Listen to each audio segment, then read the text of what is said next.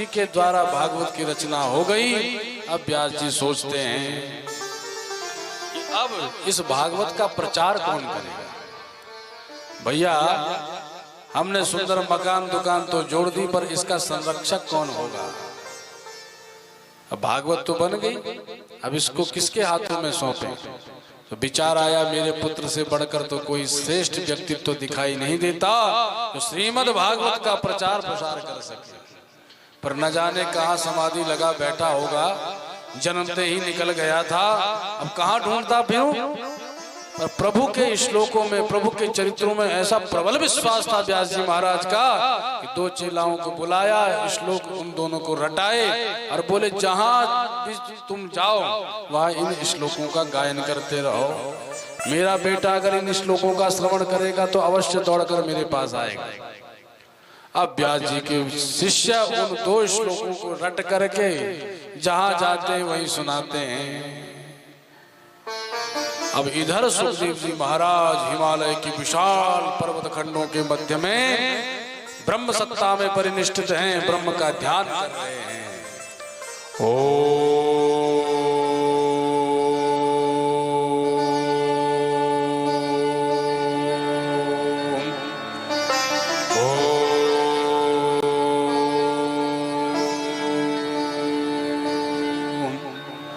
जिसका न कोई आकार, जो सर्वथा निराकार है, जो कभी सगुण होता ही नहीं, जो सदा तटस्थ रहता है, ऐसे उस निर्विकार निरंकार प्रभु का ध्यान कर रहे हैं।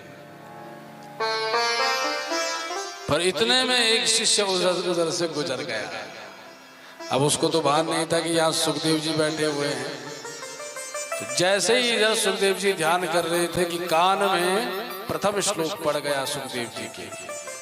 तो पहला शिष्य गा रहा था कि बरहापीणं नटवर वपुः कर्णयो कर्णिकारं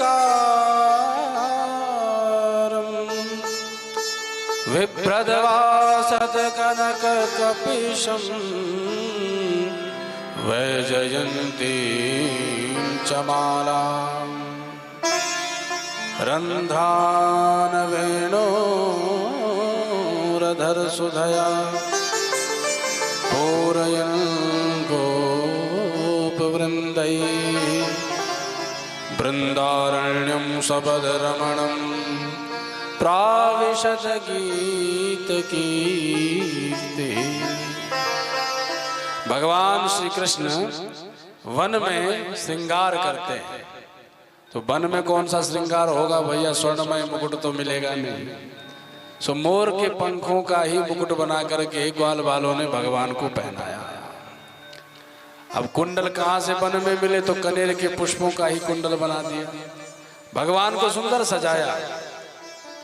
तो भगवान सायंकाल वेला में ब्रजमंडल में आ रहे हैं गैया चराते। तो कैसी शोभा है प्रभु की कि बरहापीणं नटवर वपुः।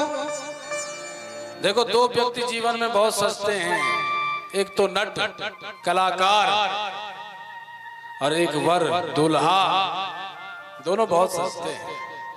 तो हमारे श्री कृष्ण प्रभु न नट है न वर, दो वो तो नटवर है, अर्थात वरों में भी श्रेष्ठ और नटों में भी श्रेष्ठ, लीला कलाकारी दिखाने में नंबर 1 पर हैं।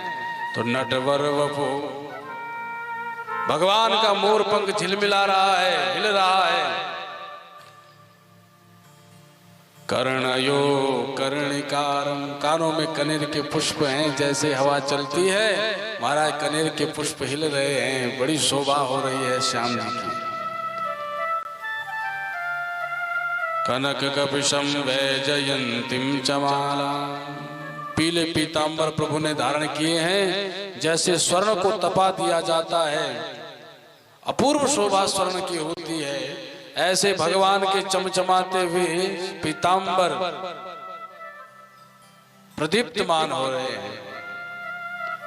वैजयंतीम जमालाम, भगवान के वक्षस्थल पर वैजंती माला लहला रही है। वैजंती माला उसको कहते हैं भैया जब घुटनों से नीचे तक माला लटकती है, ऐसे हमारे श्याम जी को वही माला पसंद आती है जो घुटनों से नीचे तक लटकती रहे।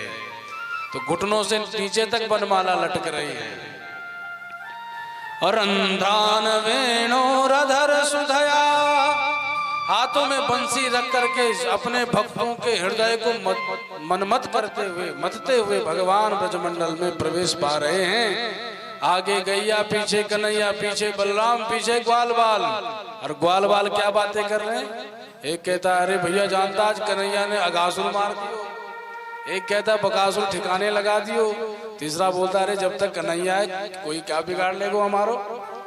ऐसे प्रभु की दिव्य कीर्ति का बखान करते हुए ब्रजमंडल में आ रहे हैं। जैसे ही इस श्लोक का श्रवण सुखदेव महाप्रभु ने किया तो समाधि भंग हो गई। नेत्र खोल के देखा, अरे ये श्लोक किसने गाया? पर कोई दिखाई नहीं पड़ा। इतना सुंदर व्यक्ति तो मैंने अपने जीवन में भी नहीं देखा। आहा क्या शोभा हो रही थी उस लाल की। किसका लाला होगा? विचार करने लगे, अरे भैया जो सुंदर दिखाई देते हैं वो सुंदर होते कहाँ हैं? किसी का नाम गंगा हो, उसको जरा एक गिलास पानी मांगो तो वो गिलास ही पटक देगी माथे पर। प्रायः इस कलिकाल में तो नाम के अनुरूप कहाँ गुण मिलते हैं। प्राचीन समय में तो भैया जैसा नाम होता था वैसे गुण होते थे, पर आजकल ऐसा कहाँ है।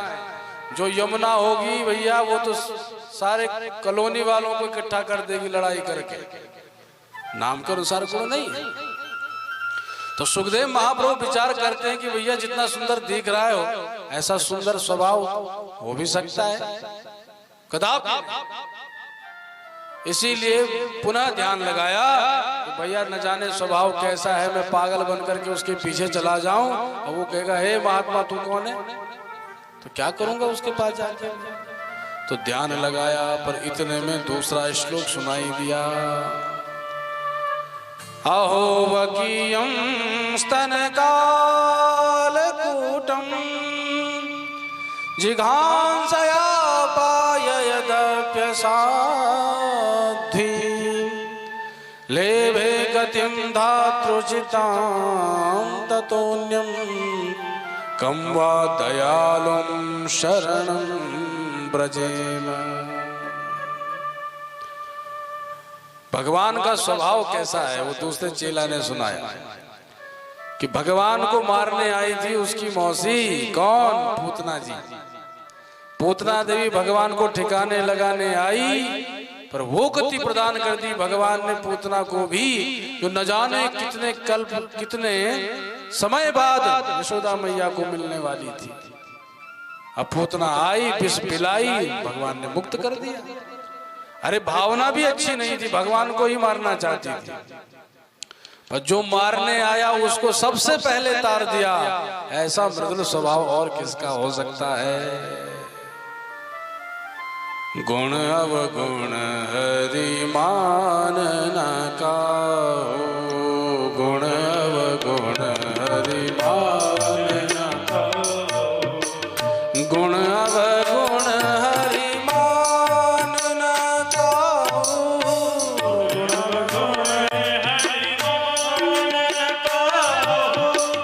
गुण अवगुण हरि मान न काहू, गुण अवगुण हरि मान न काहू, दीन बंधु अति मृदुल स्वभाव,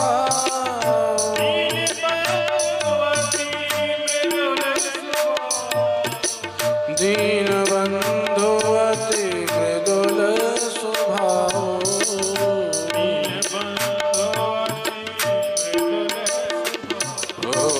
गुण अवगुण हरि मान न काहू,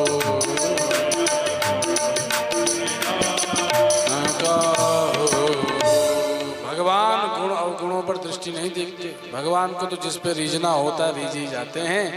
और भैया अगर अवगुणों पर ही दृष्टि रखते तो महाराज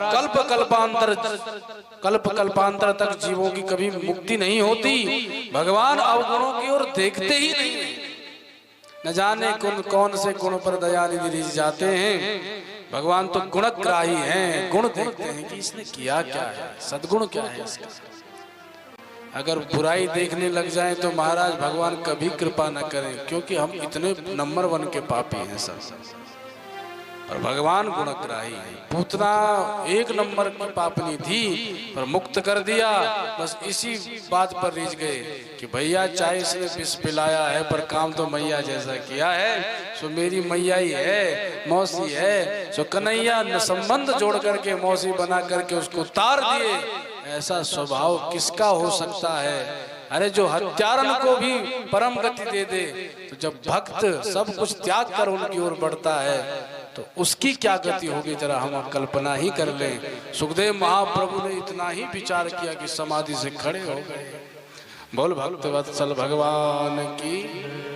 उड़ते ही ढूंढने लगे, अरे भैया किसने गाया ये श्लोक, कहाँ है, कौन है भैया?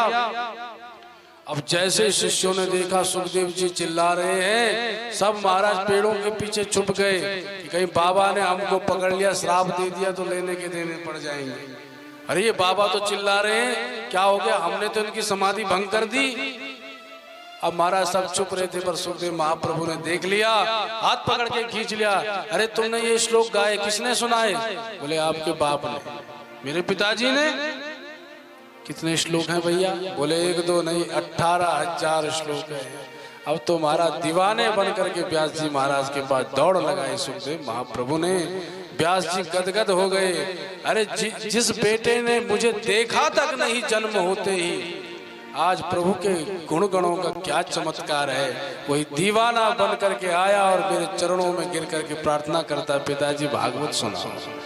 ऐसी भागवत की दिव्य महिमा है। हरे गुणाक्षिप्त मतिर भगवान बादरायणी। बादरायणी प्रभु सुखदेव जी तत्क्षण भगवान के गुण गणों से प्रभावित हुए और श्रीमद् भागवत संहिता का विधिवत अपने पिताजी से अध्ययन किया। बोलो भागवत भगवान की। नारायण नारायण नारायण नारायण। ओ लक्ष्मी नारायण नारायण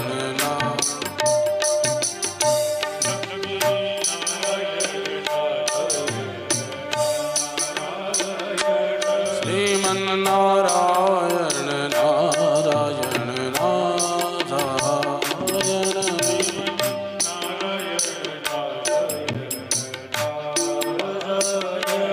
बोलो भक्तवत्सल भगवान की।